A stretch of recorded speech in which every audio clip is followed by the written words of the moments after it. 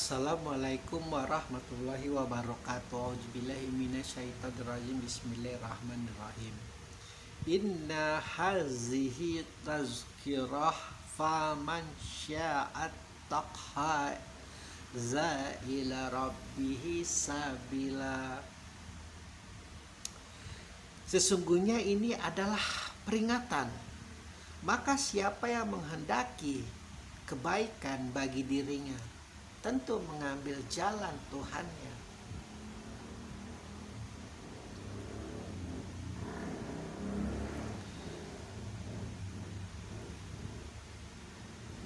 Kesadaran manusia itu bukan ditentukan oleh umur, bukan ditentukan sedikit mungkin pengalaman, bukan ditentukan oleh bagaimana dia lamanya mengecap kehidupan. Kesadaran manusia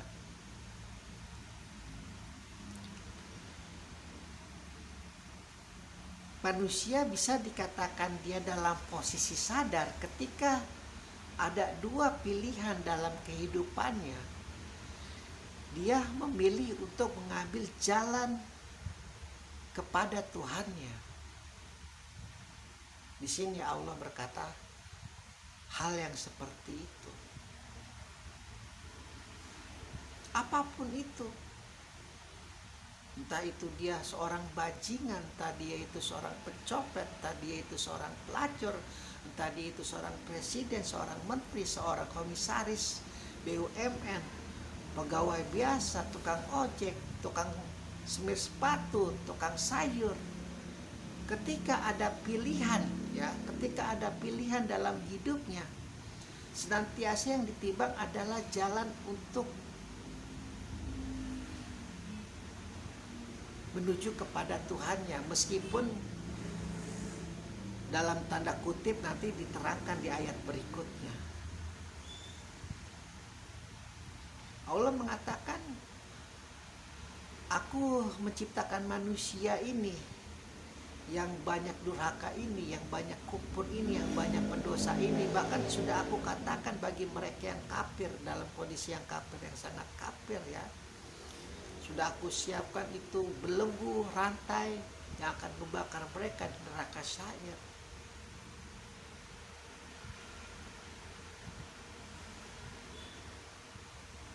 Bukan karena kemauan Allah, bukan karena kehendak Allah mereka masuk neraka, karena pilihan mereka. Ketika ada jalan, apakah ingin bermusuhan dengan Allah, apakah ingin menghamba kepada Allah, begitu.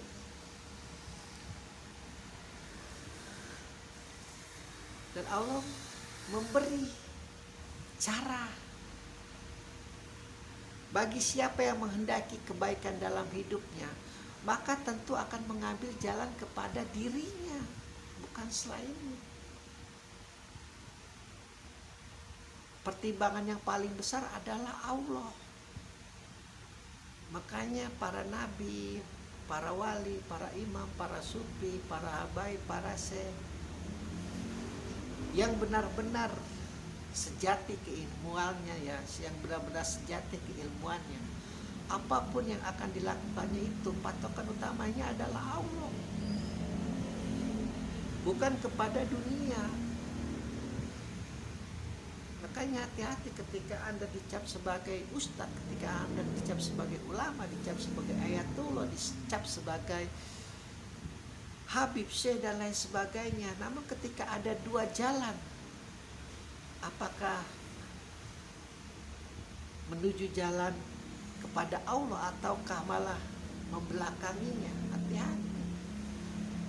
Karena orang yang semakin tahu agama seharusnya semakin paham jalan menuju kebaikan kepada Allah itu seperti apa. Dan meskipun itu juga bukan karena kekuatan dirinya bisa menimbang kebaikan itu, bukan. Di ayat berikutnya ini kenapa saya bisa berkata seperti ini. Meskipun ada dua jalan nih, jalan keburukan, jalan kebaikan. Kita timbang baik-baik, kita hitung, rinci dengan baik. Dengan segala tingkat kesadaran kita yang tinggi, kita memilih jalan kebaikan. Dan ternyata jalan kebaikan ini juga bukan karena kita sendiri tuh, teologi Islam tuh. Makanya semakin Anda pintar, semakin Anda cerdas, semakin Anda pandai, semakin Anda malu, semakin Anda menunduk. Karena semua itu titipan Allah. Kalau kata Jalaluddin Rumi itu, aduh, kalau lagi dipuja-puja, dipuji-puji sama muridnya, sama teman-temannya, malu.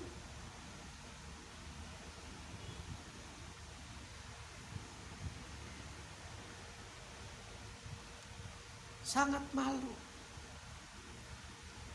Bukan membusungkan dada.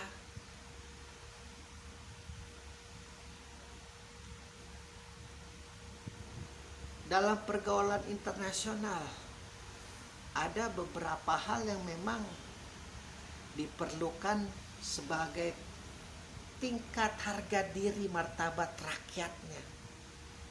Makanya di kalangan presiden, di kalangan menteri, di kalangan pejabat itu rata-rata meskipun mereka cerdas-cerdas, mereka pintar-pintar, namun ketika ingin mengamalkan hal ini, kemaluannya ini akan keilmuannya, akan kecerdasannya, namun ketika bertemu dengan pihak luar negeri yang akan berdiplomasi tentang kerjasama, mungkin tentang apapun itu,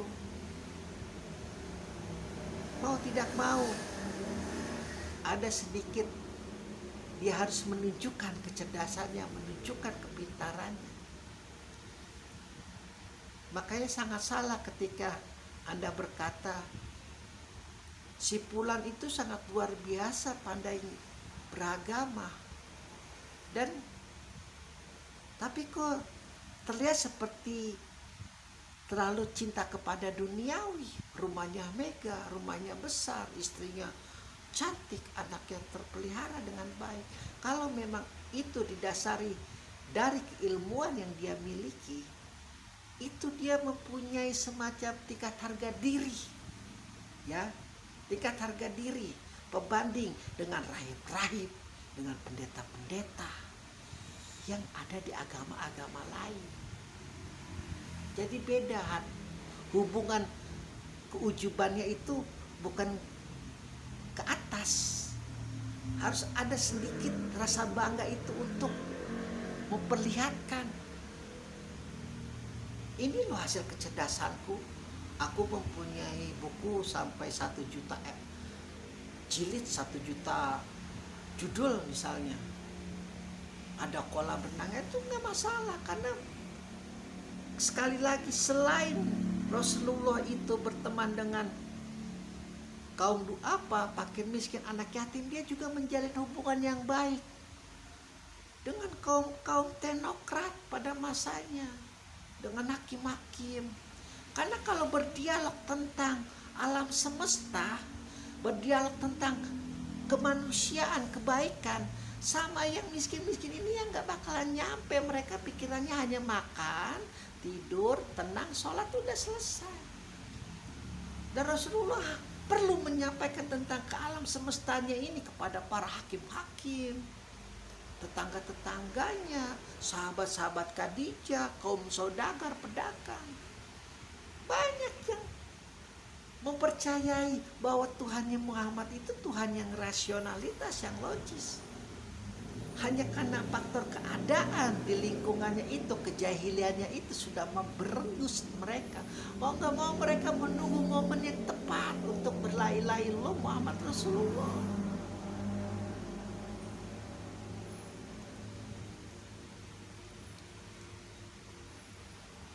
Sekali lagi Allah di sini menekankan, siapapun kita, ya, siapapun kita, dalam kondisi apa nih kita di sini sekarang ini, siapapun yang mengambil jalan untuk kebaikan pada dirinya, pasti larinya kepada Allah. Bukan mencari dukun-dukun, bukan bermain slot, bukan bermabuk-mabukan, bukan. Alhamdulillahirabbil alamin.